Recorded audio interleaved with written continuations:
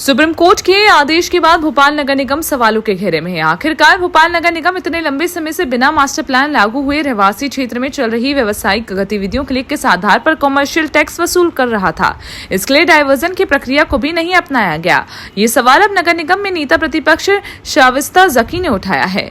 इतना ही नहीं, उन्होंने आरोप लगाया है कि भोपाल नगर निगम ने बड़े बड़े रसूखदारों को फायदा पहुंचाने के लिए अपनी मर्जी से मास्टर प्लान में हस्तक्षेप किया और छोटे लोगों की कोई चिंता नहीं की। उन्होंने भोपाल नगर निगम पर कई सवाल खड़े करते हुए गंभीर आरोप लगाए हैं। देखिए, नगर निगम ने झूठी रिपोर्ट सबमिट की थी। जैसे एनजीटी के अंदर उन्होंने झूठी रिपोर्ट सबमिट की कि हमने सबको विस्थापित कर दिया और लोगों को अचानक से घर तोड़ दिया। ऐसे ही यहाँ पर नगर निगम ने कह दिया कि हमने व्यावसायिक दुकानें जो हैं बंद कर दी और यहाँ पर अभी कार्रवाई नहीं हुई थी। सबसे पहले तो मैं ये पूछना चाहूँगी कि नगर निगम पहले तो ये बताए कि जो पूरे भोपाल शहर के अंदर मास्टर प्लान का ब्रीच करके इन्होंने जगह जगह व्यावसायिक प्रतिष्ठान बनाए, रोडों का चौड़ीकरण किया है, वो किस नियम और कानून के तहत किया है।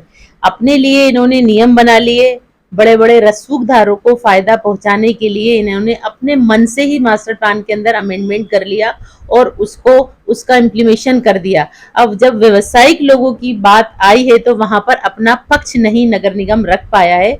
नगर निगम ने अपना सही पक्ष नहीं रखने की वजह से वहां पर ये व्यवसायिक लोगों को नुकसान हुआ है और भविष्य में भी उनको नुकसान होगा अगर ये नगर निगम सही रिपोर्ट नहीं प्रस्तुत करता या उसकी पैरवी सही प्रकार से नहीं करता।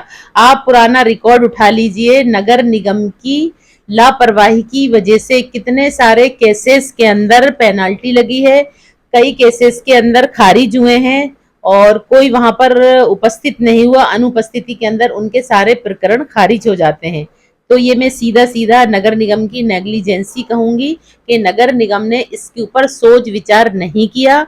हर चीज का रास्ता होता है। अगर आप कोई व्यावसायिक गतिविधियां कर रहा है आवासीय के अंदर तो आप उसको पहले चेतावनी देते और उससे बोलते कि आप इसमें ना कॉमर्शियल करने के लिए जो डाइवर्जन की प्रक्रिया होती है वो डाइवर्जन की प्रक्रिया इनको पूर्ण करना चाहिए थी। फिर उसके बाद अगर कोई डाइवर्जन नहीं कराता तो फिर आप उसके ऊपर कोई भी कार्रवाई कर सकते थे और ये बात सुप्रीम कोर्ट के अंदर भी उनको बोलना चाहिए था, बताना चाहिए था कि हम इसको कैसे बिना किसी को नुकसान पहुंचाए हम किस प्रकार नगर निगम उन लोगों को फायदा पहुंचा सकती है, इसकी पैरवी होना चाहिए।